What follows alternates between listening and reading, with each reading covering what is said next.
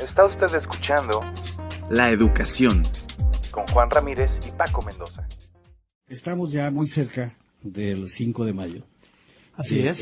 Es una fecha muy simbólica para el pueblo latino, para el pueblo mexicano en lo particular aquí en Estados Unidos. Se celebra aquí en Estados Unidos con más pasión, con más ardor, con más fervor, con más color que en México. Pero yo les quiero preguntar, ¿ustedes saben dónde se celebró primero el 5 de mayo? ¿En México o aquí en Estados Unidos? ¿Saben ustedes dónde? Yo sé la respuesta porque allá estuvimos hablando. Sí. Pero me gustaría que Juanita o las demás madres que están acá, Marilú sabe. No, bueno, yo les quiero hacer saber que la primera vez que se celebró el 5 de mayo fue precisamente en Los Ángeles, el 5 de mayo de 1864, 2 años después de la gesta de Ignacio Zaragoza y en Puebla.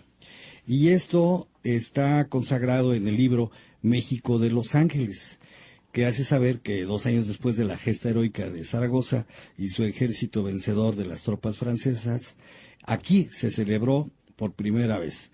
Y esto se debe a que en México todavía no había condiciones para alguna celebración, porque pues estaban en guerra con los franceses y México todavía estaba muy dolido por la pérdida de más de la mitad de su territorio con Estados Unidos. Entonces por eso aquí quien organizó ese evento aquí en Los Ángeles fue la Junta Patriótica de Juárez. Wow. Y fíjense ustedes que estoy leyendo un libro sobre la invasión francesa en México, que escribió una gran autoridad en la materia, que es Jean Meyer. Él escribió un libro que se llama Yo, el francés, y él habla precisamente sobre todo lo que tiene que ver con documentos sacados de los archivos franceses, y él hace saber, por ejemplo, que el dictador Porfirio Díaz, cuando salió de México expulsado y salió en el barco en Ipiranga, llegó y radicó en París. Entonces ahí en París se reúne con algunos miembros de la clase alta del ejército francés, lo reciben con honores, quienes en su momento fueron sus enemigos en la guerra, aquí en México, ¿no? En México, perdón. Y él les dice que la batalla del 5 de mayo se las ganaron, entre otras cosas, usando armas que los mexicanos habían quitado en otras batallas a los franceses allí en México, y que esas armas incluso fueron usadas por los franceses en la batalla de Waterloo. Wow. Es un buen dato, ¿no? Yeah. Y habla cómo realmente los franceses no estaban de acuerdo con esa intervención. Se llegaban a preguntar, bueno, ¿y por qué estamos aquí? ¿Para qué estamos? ¿Por qué? Porque había, dice el libro, que incluso varios miembros del ejército llegaron a simpatizar con la causa juarista. ¿Por qué? Porque tenemos muchas similitudes. Somos latinos, somos católicos, somos liberales. ¿Qué estamos haciendo aquí? Entonces, varios, incluso habla de una cantidad superior a 1,000 miembros del ejército francés, se quedaron a radicar definitivamente en México, ya no regresaron a Francia, y hicieron familia en México, y buena parte de la tropa francesa convivió mucho con los mexicanos de aquella época, vistió como los mexicanos, comió comida mexicana, tomó tequila, iba a las fiestas, iba a las iglesias. Entonces, bueno, pues ahí se entrelazaron los franceses con los mexicanos en esa guerra de intervención. Y te digo esto, y yo tengo también un documento, tuve acceso a un documento de la Academia Mexicana de la Historia, donde Guillermo Prieto, que fue ministro de Benito Juárez, él escribió pocos meses después de la batalla que de los franceses habían sido derrotados, y entonces él dice que Benito Juárez llamaba a la guerra sin tregua contra el gigante de las naciones. Y Benito Juárez, el ministro de ese gobierno liberal, pedía ayuda al Dios de los pueblos para salir adelante en el conflicto y rechazar el ultraje. Y él escribió tajante, de manera textual: grande y sublime ser, tiende tus manos, da a la justicia generosa ayuda. Son mi sangre, gran Dios, son mexicanos, dice en un poema cuyo poder, te digo yo está en manos de la Academia Mexicana de la Historia, y él clamaba venganza, oh Dios, venganza, suena el clarín, el arma mexicano, como un arma, halágame la muerte, no es infamia sucumbir al fuerte, y luego acentuaba, y vencerás, que es tuyo el buen derecho, y combate a tu lado la justicia. Eso es lo que decía don Guillermo Prieto. ¿Tú tienes algún comentario, maestro? Sí, yo no soy mexicano, pero es curioso ver cómo se ha comercializado el 5 de mayo acá. Es triste ver de que es algo que los negocios hacen para sacar dinero de toda la gente. Y yo creo que la celebración del 5 de mayo debería de ser algo cívico-patriota, recordar esa gesta heroica y no una borrachera en un bar, que es donde se practica ahora.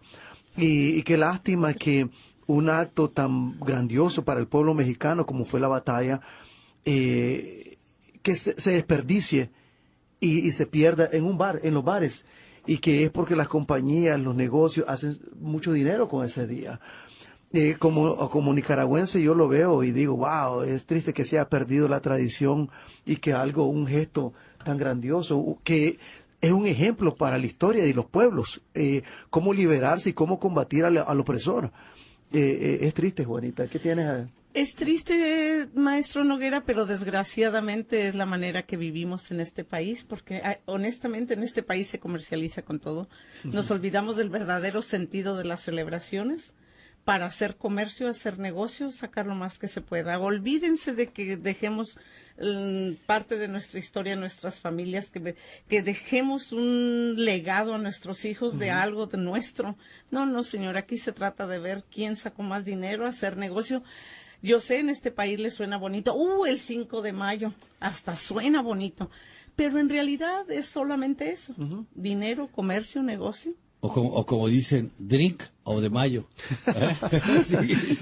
Sí, porque realmente se olvidan realmente del contenido, se olvida. De la fecha, y en ese sentido, bueno, pues yo he escuchado versiones en el sentido de que aquí se celebra así con este tipo de esplendor, entre comillas, debido a que hay gratitud de parte de Estados Unidos porque Napoleón III, una de las intenciones, aparte de invadir México, era controlar toda América y enfrentar a Estados Unidos y, entre otras cosas, retomar un territorio que fue de él aquí en Estados Unidos. O sea, de alguna manera quería quitarle la hegemonía a través de lo militar a Estados Unidos. Pero eso fue el origen de la celebración del 5 de mayo acá, me imagino. Sí, pero una gratitud porque las fuerzas mexicanas, aunque no los derrotaron, sí por lo menos los contuvieron.